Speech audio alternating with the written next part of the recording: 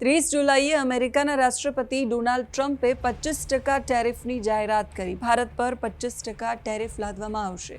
Donald ટ્રમ્પે ભારત પર વધારાના ટેરિફ લાદવાની ફરી એકવાર ધમકી આપી અને ભારતના ધૈર્યની સીમા તોડી નાખી. ડોનાલ્ડ ટ્રમ્પ એવું માની રહ્યા છે અને કહી પણ રહ્યા છે કે ભારત રશિયા પાસેથી ક્રૂડ ઓઇલ મોટા પ્રમાણમાં ખરીદે છે અને એના કારણે રશિયા યુક્રેન સાથે યુદ્ધમાં ઉતર્યું છે. આડકતરી રીતે ભારત રશિયાને યુદ્ધ માટે ફાઇનાન્સ કરી રહ્યું છે. વારંવાર ટ્રમ્પની ટેરિફની ધમકીઓનો ભારતે હવે ઝાટકીને જવાબ આપ્યો છે. કડક શબ્દોમાં ટ્રમ્પ અને અમેરિકાને ભારતે શું કહ્યું એના વિશે વાત કરીશું. નમસ્કાર, આપની સાથે હું Sejal.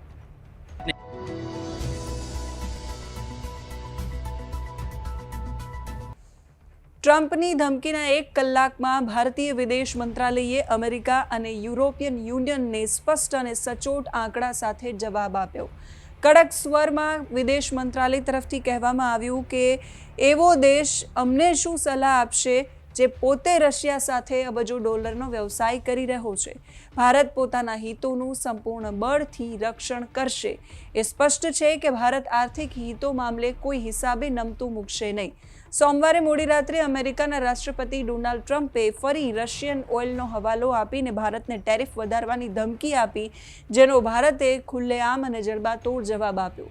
Social media platform truth પર કરેલી ટ્રમ્પની એક પોસ્ટમાં ટ્રમ્પે લખ્યું કે ભારત માત્ર રશિયા પાસેથી મોટી માત્રામાં ઓઇલ ખરીદી રહ્યું છે એટલું જ નહીં, પણ તેલનો મોટો જથ્થો ખુલ્લા બજારમાં વહેંચીને ભારે નફો પણ કમાઈ રહ્યું છે. એમને એ વાતની ચિંતા નથી કે યુક્રેનમાં રશિયાનું સૈન્ય કેટલા લોકોને મારી રહ્યું છે અને એ જ કારણોસર હું ભારત પર ટેરિફ વધારવાનો છું. ફરી એકવાર ટ્રમ્પની આ ધમકી, જેના જવાબમાં ભારતે ટ્રમ્પની ધમકીને અયોગ્ય અને તર્કવિહીન ગણાવી.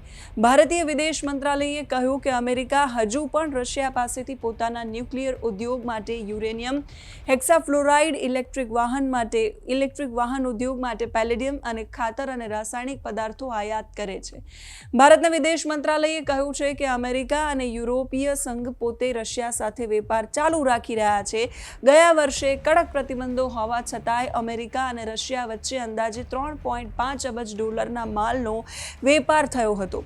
વિદેશ મંત્રાલયે કહ્યું કે યુક્રેન સંઘર્ષ શરૂ થયા પછી અમેરિકા અને યુરોપીય સંઘ ભારતને રશિયા પાસેથી તેલ ખરીદવા માટે નિશાન બનાવી રહ્યા છે. હકીકતમાં ભારતે રશિયા પાસેથી તેલ આયાત ત્યારે શરૂ કર્યું જ્યારે પરંપરાગત તેલ સપ્લાય યુરોપ તરફ વળી ગયો હતો. વિદેશ મંત્રાલયે પોતાના નિવેદનમાં કહ્યું છે કે હકીકતમાં ભારતે રશિયા પાસેથી તેલ આયાત કરવાનું શરૂ કર્યું કારણ કે સંઘર્ષ પછી પરંપરાગત સપ્લાય છે યુરોપ તરફ વળી ગયો. એ સમયે અમેરિકા પોતે ભારતને આવી આયાત માટે પ્રોત્સાહિત કરતું હતું, જેથી વિશ્વના તેલ બજારની સ્થિરતા જળવાઈ રહે. ભારત પોતાના ગ્રાહકો માટે સસ્તી અને સ્થિર ઉર્જા ઉપલબ્ધ કરાવવા માટે આ આયાત કરે છે. આ વૈશ્વિક બજારની પરિસ્થિતિઓની મજબૂરી છે, પણ એ નોંધનીય છે કે જે દેશો ભારતની ટીકા કરે છે એ પોતે રશિયા સાથે વેપાર કરે છે. ભારતની જેમ એમનો આ વેપાર એમના દેશ માટે કોઈ મજબૂરી પણ નથી. ભારતે સ્પષ્ટ રીતે કહ્યું છે કે કોઈ પણ મોટી અર્થવ્યવસ્થાની જેમ ભારત પણ પોતાના રાષ્ટ્રીય હિતો અને આર્થિક સુરક્ષા માટે તમામ જરૂરી પગલાં લેશે. જે દેશો ભારતની ટીકા કરી રહ્યા છે તે પોતે રશિયા સાથે વેપાર કરી રહ્યા છે. 2024માં રશિયા સાથે યુરોપીય સંઘનો માલસામાનનો દ્વિપક્ષીય વેપાર 67.5 બિલિયન યુરો હતો. આ ભારતના રશિયા સાથેના કુલ વેપાર કરતાં ઘણો વધારે છે. યુરોપ રશિયા વેપારમાં માત્ર ઉર્જા જ નહીં, પણ ખાતરો, ખાણકામ ઉત્પાદનો, રસાયણો, લોખંડ અને સ્ટીલ, મશીનરી અને પરિવહન સાધનોનો પણ સમાવેશ થાય છે.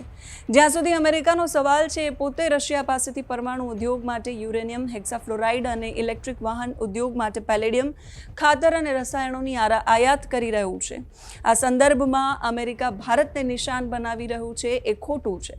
અમેરિકાના રાષ્ટ્રપતિ ડોનાલ્ડ ટ્રમ્પના સલાહકાર સ્ટીફન મિલરે ફોક્સ ન્યૂઝને આપેલા એક ઇન્ટરવ્યૂમાં કહ્યું છે કે લોકો એ જાણીને આશ્ચર્યચકિત થઈ જશે કે રશિયાનું મિત્ર કહે છે પણ અમારા ઉત્પાદનો ખરીદતું નથી. ભારત ઇમિગ્રેશન માં ગરબડ કરે છે. આ અમેરિકન કામદારો માટે બહુ જ ખતરનાક છે અને રશિયન તેલ પણ ખરીદે છે, જે ક્યારેય સ્વીકાર્ય નથી. રાષ્ટ્રપતિ ટ્રમ્પ ભારત સાથે સારા સંબંધો ઈચ્છે છે, પણ અમારે હકીકત સમજવી પડશે. પોતાના જ ટેરિફ યુદ્ધમાં ફસાયેલા ટ્રમ્પ ભારત અને રશિયા પર હુમલો કરી રહ્યા છે, પણ ચીન સામે મૌન છે. જ્યારે આંકડા દર્શાવી રહ્યા છે કે ચીન રશિયા પાસેથી ક્રૂડ ઓઇલનો સૌથી મોટો ખરીદદાર છે. એટલે ડોનાલ્ડ ટ્રમ્પ પોતે ખુદ હવે પોતાના નિવેદનોમાં ફસાઈ રહ્યા છે. આ વખતે તો ભારતે નામ લઈને અમેરિકાને વળતો પ્રહાર આપ્યો છે. જોવાનું એ રહેશે કે ટ્રમ્પ હવે કેવા પ્રકારની પ્રતિક્રિયા આપે છે, એમનું શું નિવેદન છે ભારતના આ જડબાતોડ જવાબ પછી. તમે શું માની રહ્યા છો કમેન્ટ કરીને ચોક્કસથી કહેજો. અત્યારે આ વિડીયોમાં બસ આટલું જ. જો તમે અમને યુટ્યુબ પર જોઈ રહ્યા છો તો સબસ્ક્રાઈબ કરો. જો તમે અમને ઇન્સ્ટાગ્રામ અને ફેસબુક પર જોઈ રહ્યા છો તો ફોલો કરો. આ સિવાય અમારી વોટ્સએપની ચેનલ સાથે કનેક્ટ થવા માટે ડિસ્ક્રિપ્શનમાં લિંક આપી છે, એના પર ક્લિક કરો, જેથી તમને આવા જ રસપ્રદ વિડીયો જોવા મળતા રહે. નમસ્કાર.